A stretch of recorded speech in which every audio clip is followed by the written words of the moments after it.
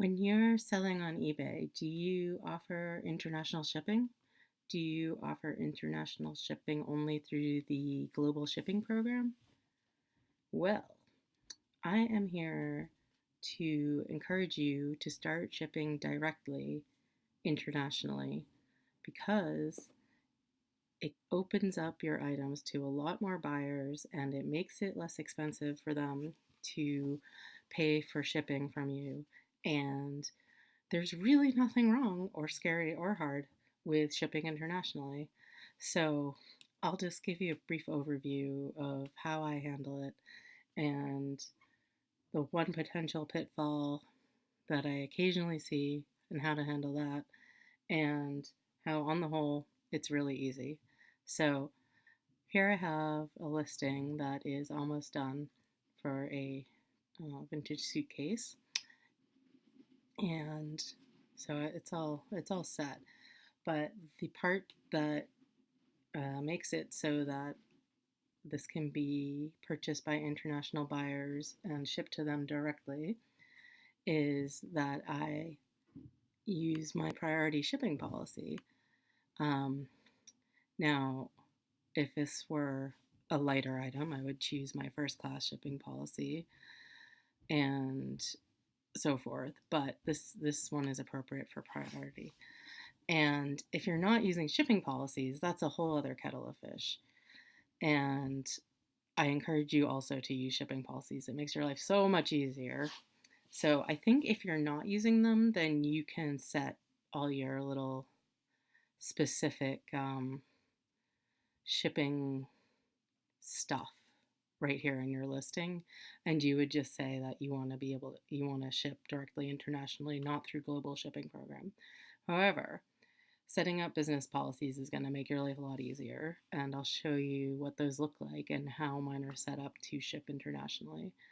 So if you go to Home, My eBay, My Account, Manage, it's basically on your My eBay page. You can go to these, your business policies, they call them, because it's not just shipping, it's also payments and returns that you can also edit from here. So these are my shipping policies that I have set up. And if you want to know more about that stuff, I'm happy to do a different video where I go into the fascinating details of uh, business policies for shipping. But what you basically need to know is that you set up a policy for the appropriate kind of shipping. And well, let's look at priority since we were talking about that. And you set up your US shipping,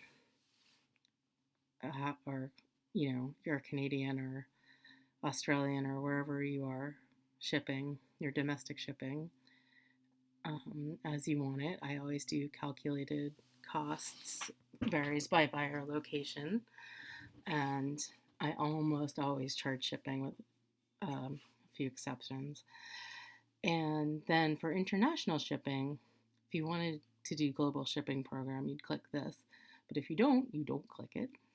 And again, I do calculated cost varies by buyer location, and sort of the same deal as the domestic version. And I choose to ship worldwide. You could also choose to just ship to Canada from the US, or you can choose on a more granular level, but I ship worldwide.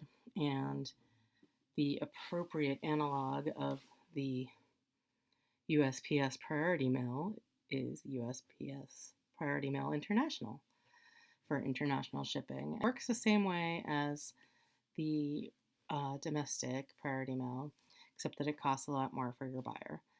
And I actually have a $1 handling cost for international orders, which is probably overkill, actually. I should really think about that. I've had it for a really long time because I used to find it more of a pain to do international orders before I had my current printer set up. And it really isn't much of a pain now. It's like an extra 30 seconds maximum, so maybe I should get rid of that. But as it is, That's all you need to put in your policy. And you can also create an exclusion list of places you don't want to ship if you have had a bad experience or for whatever reason. I haven't actually accumulated any data that any certain destination is bad in any way, so I don't have an exclusion list. Business policy, save, confirm. And so now I can just use that for all of my things I want to send priority. And that's all there is to it. So when I go to print a shipping label for an international order, not through the global, I wanted to say global positioning system, global shipping system, um, there is one potential thing that might happen that you have to fix. And this only happens occasionally. Usually it's just straight ahead. But there's one thing, like with this one, that happens, which is that eBay does not give the buyers enough space to put their address in, which is just maddening to me. And I've talked to them about it a billion times and they don't seem to care. But what in other countries, sometimes the addresses are really long and eBay only gives 40 characters per line and does not give international buyers the right form fields necessarily for their country's address format. So people end up trying to cram in their address on what's closest to the right form, and then it's too long or is messed up, and it it's very annoying. This is a really like user experience problem, bordering on like a xenophobic like user experience issue. But anyway, we can fix this. So if we look at this person's address, they've obviously tried to fit it all on this line because that's what says address, and they've exceeded the character limit. So we're gonna actually put this part, which I think is probably their apartment and maybe building or something, on the company name line, and take out the extraneous punctuation. Well, that can stay. We'll take out the comma. And they've like tried to smush this to do fewer characters, but we'll fix it. So that should be okay now. And it will print in the right order, even if this isn't really the company name. That doesn't matter. So I'll save this and there, now it's fine. To print the customs form, we just scroll down and there's only two things that need to be filled out. Actually, there's only one thing that needs to be filled out. Everything else is populated automatically. And that thing is to check this box.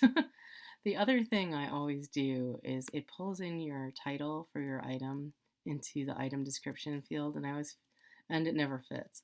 So I always feel like I should just change that to something simple in case any customs official cares, like record. And that's all you have to fill out. This is all populated automatically. You don't need a tariff code. You don't need to fill in this line. You don't need comments. You just need to check this box, and you can edit this if you'd like. It's probably not even necessary. And that's it. Then you purchase and print your label. I am not going to do that because I've actually already purchased and printed this label, but it's just the same process. And there is a way to print these custom forms on your label printer, which I can show you at another time. And that's really all there is to shipping internationally directly. I hope that you try it and it helps your business and gets you to more buyers. And if you have any questions, please put them down below and I will try to answer them. Okay, thanks. Take care. Bye.